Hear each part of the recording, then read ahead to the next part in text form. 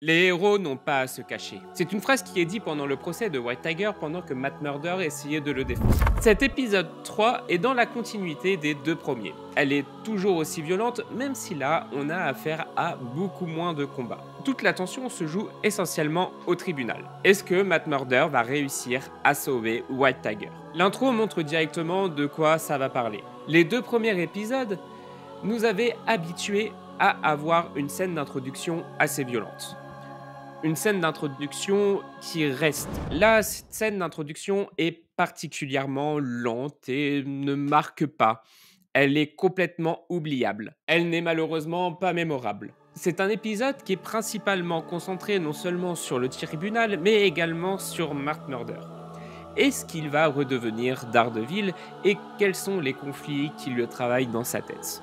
Lui est clairement persuadé que ce n'est plus aux justiciers de faire la justice, qu'il faut enlever ce masque.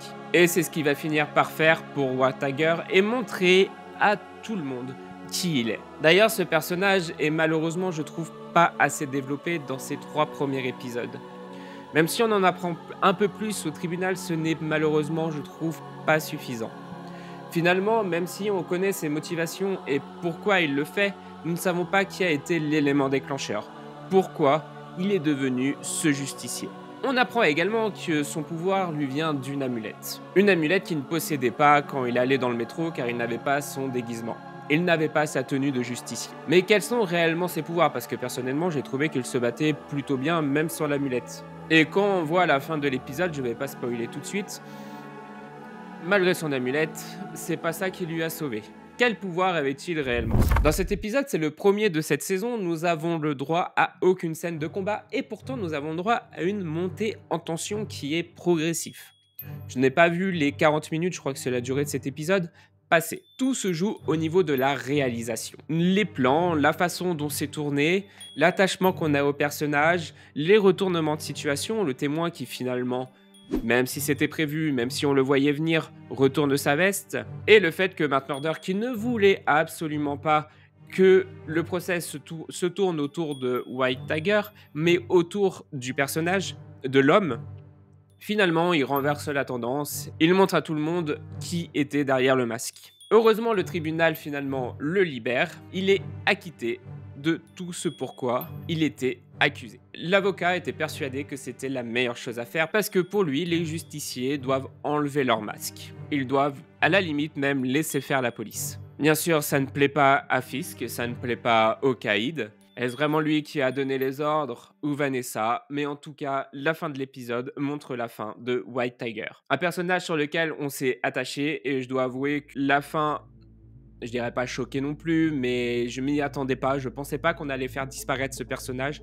J'ai appris plus tard, à la fin de l'épisode, en essayant de me renseigner pour faire cette critique, que la fin de White Tiger avait été teasée, une photo avait été dévoilée. Mais de mon côté, je fais toujours en sorte de n'avoir aucun spoil, si ce n'est ceux qui sont montrés et qui sont expliqués par la réalisation, style les bandes annonces, les photos de tournage et tout ça. Mais toute photo volée, je ne regarde pas, je ne me renseigne pas. Tout ça va faire en sorte que je pense que dans les prochains épisodes, on va avoir Daredevil qui va peut-être revenir. Doucement certes, mais il va vouloir se venger et peut-être qu'il va finir par changer d'avis. On va donc avoir droit, pas tout de suite, pas dès l'épisode 4, peut-être vers le milieu de la saison, au retour de Daredevil. Il va forcément essayer de le venger. On va de nouveau avoir un conflit entre Daredevil et Fisk. Et en parlant de Fisk, je trouve que la relation entre le Caïd et Vanessa ne fonctionne absolument pas. Vanessa lui met des bâtons dans les roues, elle veut clairement rester au pouvoir de son organisation, alors que le Caïd, lui, veut tout détruire et être maire et rétablir la paix. Sincèrement, je pense que sa femme ou son ex-femme, on ne sait pas trop quel style de relation ils ont, c'est un peu ambigu. On a même l'histoire avec Adam, pour l'instant on ne sait pas grand-chose, si ce n'est que Fisk le tient pour responsable en quelque sorte. En tout cas, je pense que Vanessa va pas faire toute la saison 1. Je trouve même son jeu d'acteur, personnellement, sur cette saison, limite. Alors que le Caïd vraiment sort complètement du lot. Il a un charisme, il a quelque chose, il dégage vraiment un truc. Il est calme, il prend toutes les bonnes décisions. En tout cas, les décisions qui lui permettent de rester au pouvoir. Et on a même l'interview avec la journaliste sur lequel il revient, qui nous montre clairement que, pour lui, les justiciers ne doivent pas exister au sein de New York. Ils doivent être supprimés. Ils doivent être condamnés. Et c'est comme ça qu'il tente désespérément de donner des bons conseils par rapport à son expérience. Et il prévient Vanessa qu'il doit laisser les gens s'entretuer, les gens du gang s'entretuer. Et n'intervenir peut-être seulement qu'à la fin. On a droit également à des plans entre Fisk et Daredevil, Matt Murder. Surtout dès le début de l'épisode, avec le plan sur les phalanges. On a les phalanges abîmées de Fisk qu'on suit à peu près, je crois, c'était déjà ce plan-là dans l'épisode d'avant. On ne sait toujours pas d'où viennent ces phalanges abîmées, mais le plan qui suit, c'est justement Matt Murder qui se lave les mains parce qu'il a également les phalanges abîmées dues au combat qu'il a eu dans l'épisode d'avant. Ils ont clairement également les mêmes objectifs. Ils veulent tous les deux la paix dans New York, mais ils n'emploient pas les mêmes moyens. L'un veut utiliser la justice, une justice juste. L'autre veut utiliser la violence, la peur. En soi, l'épisode 3 est un bon épisode qui change par rapport aux deux premiers qui étaient vachement axés violence, combat. Celui-là est plus axé tribunal, avocat. On apprend plus de choses sur Matt Murder. On développe un peu plus les personnages. Mais c'est vrai qu'il y a quelque chose, moi, qui m'a fait tilt. Déjà, dès le deuxième épisode. Je trouve que c'est une facilité scénaristique qui est vraiment dommage et qui aurait pu être rattrapée tellement facilement. Où sont les caméras? Dans le métro. Je sais pas si vous avez déjà mis les pieds dans un métro.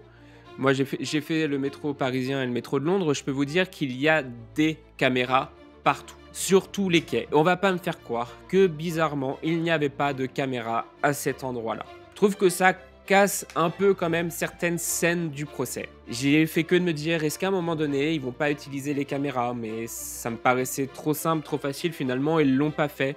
Et je trouve ça dommage, ils auraient dû poser la question où sont passés les extraits. Apparemment, nulle part. Ils ont totalement disparu, les caméras ne devaient pas fonctionner ce jour-là, bizarrement.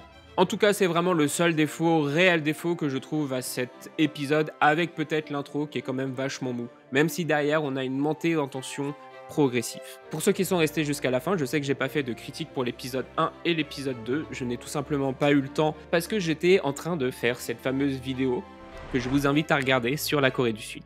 On se retrouve donc toutes les semaines pour les prochains épisodes de Daredevil et également pour les épisodes qui vont sortir de La Roue du Temps. N'oubliez pas de liker la vidéo et de vous abonner, et je vous dis ciao.